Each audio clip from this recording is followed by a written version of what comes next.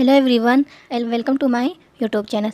अगर आप स्टार्ट करना चाहते हैं नीट 2022 का प्रिपरेशन के लिए, तो इसके लिए आपके पास एक टाइम टेबल होना चाहिए जो आपको इन तक फॉलो करना है।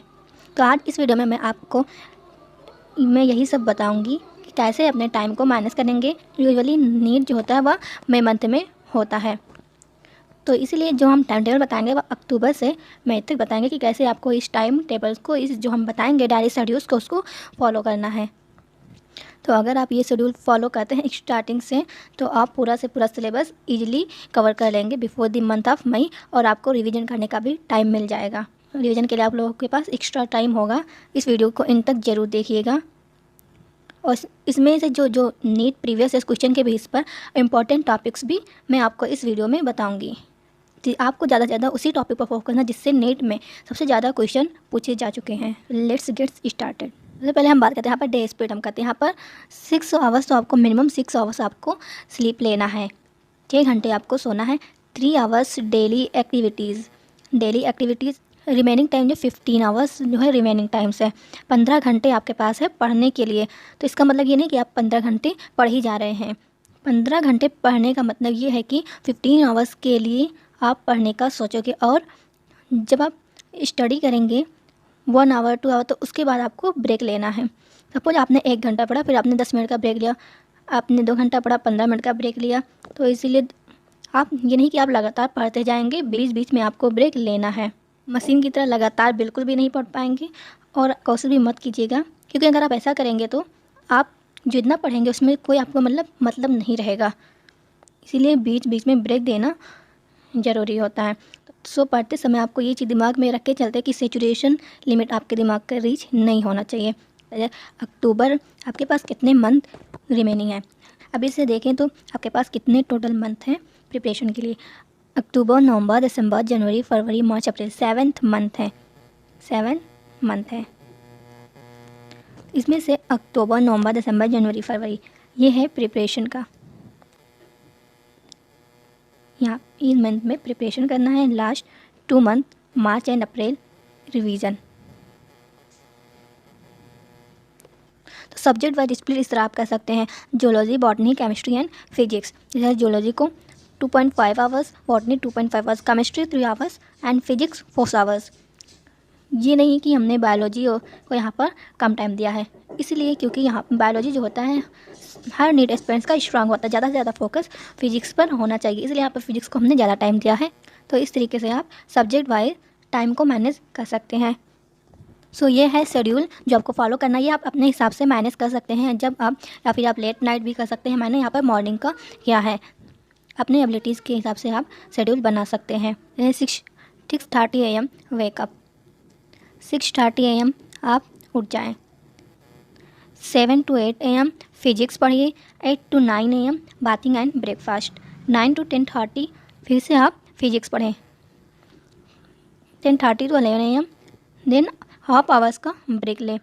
उसके बाद 11 to 1 PM chemistry, 1 to 2 PM lunch break, 2 to 4 PM practice MCQs। जो आपने पढ़ा है फिर उसमें से जितने भी MCQs हैं वो प्रैक्टिस करिए। 4 to 5 PM chemistry, 5 to 6 PM tea break, 6 to 9 PM biology, 9 to 10 PM dinner break, 10 to 11 PM जो भी आपने पढ़ा है पूरे दिन में उसे रिवीजन करिए।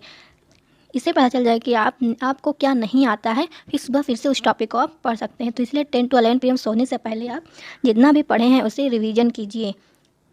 11 to 6:30 फिर आप स्लीप। रिवीजन करने के बाद आप सो जाएं, फिर उसके बाद नेक्स्ट 6:30 AM वेकअप। तो मतलब 11 बजे आपको सोना तो सोना है। शेड्यूल जो आप बनाते हैं तो उसे स्ट्रिक्टली फॉलो करना भी सीखें। अब आपको मैं बताऊंगी कि इन 7th मंथ में आपको पढ़ाई कैसे करनी है। मैंने डे स्पीड बता दिया है, टाइम टेबल भी बता दिया है, बस उसे आपको स्ट्रिक्टली फॉलो करना है। हर साल कुछ ऐसे टॉपिक्स होते हैं जिसमें नीट में सबसे ज़्यादा क्वेश्चंस आते हैं। अब यहाँ पर आपको स्मार्ट स्टडी करना है। बस आपके पास केवल 7th मंथ है, तो ऐसा नहीं कि आपके पास ज़्यादा टाइम है तो आप कुछ अच्छे से पढ़ेंगे। कुछ टॉपिक मैं आपको यहाँ बताऊँगी इससे ज़्यादा क्वेश्चंस आते हैं। टॉपिक्स में बता रही हूँ यहाँ पर, फर्स्ट पे उससे सबसे ज़्यादा क्वेश्चन आएंगे, फिर धीरे धीरे जो आखिरी टॉपिक है उससे कम क्वेश्चन आएंगे। तो ये नहीं कि आखिरी टॉपिक आपको छोड़ देना है, सभी पढ़ना है, लेकिन ज़्यादा फोकस उसी पर करना है, इससे ज़्यादा क्वेश्चन आता है। तो जो टॉपिक मैं पहले बताऊँगी उसको इसीलिए उस टॉपिक को आपको फर्स्ट पढ़ना है, उसी सीक्वेंस में आपको करते जाइए। सबसे ज़्यादा प्रीफर्ड टॉपिक है for NEET in biology in human physiology. उसके बाद आता है डाइवर्सिटी इन लिविंग वर्ल्ड, फिर आता है ecology and environment, then genetic and evolution, फिर आता है सेल स्ट्रक्चर एंड फंक्शन। सबसे ज़्यादा फोकस आपको ह्यूमन फिजियोलॉजी में देना है। तो 7 महीने का टाइम बचा है, तो सबसे पहले आप ह्यूमन फिजियोलॉजी ख़त्म करें ताकि आप उसको रेगुलर रिवाइज करते रहें, तो चीज़ें आपके दिमाग में आते रहेंगे। फिर उसके बाद डाइवर्सिटी इन लिविंग वर्ल्ड, फिर उसके बाद इकोलॉजी एंड एनवायरनमेंट, फिर जेनेटिक एंड एवोल्यूशन। इसी तरीके से आप आगे बढ़ते रहिए। फिर आता है आपका रिप्रोडक्शन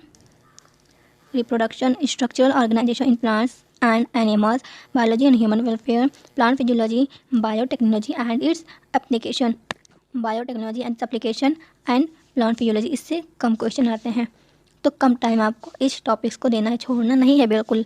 लेकिन जो 7 मंथ में जो पहले उसी टॉपिक को करना जिससे ज़्यादा क्वेश्चंस आते हैं। तो पहले आप ह्यूमन फिजियोलॉजी करते हैं, उसके बाद लिविंग वर्ल्ड, डाइवर्सिटी, पहले उसको फिनिश करिए, देन उसके बाद ये चैप्टर्स करिए। तो यहाँ पर आपको एक चीज़ नोटिस करना है कि प्लांट फिजियोलॉजी सबसे बड़ा चैप्टर्स है, इसमें सबसे ज़्यादा चैप्टर्स हैं,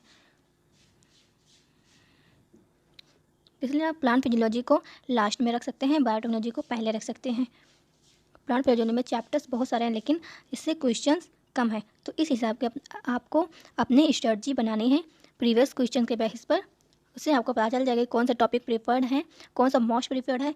वो यूनिट्स को आप पहले करिए, जो यूनिट लेस प्रीफर्ड है उसको थोड़े बाद में करिए। तो मैंने आपको बता दिया क्या क्या करना है, टाइम बता दिया, डे स्पेस बता दिया।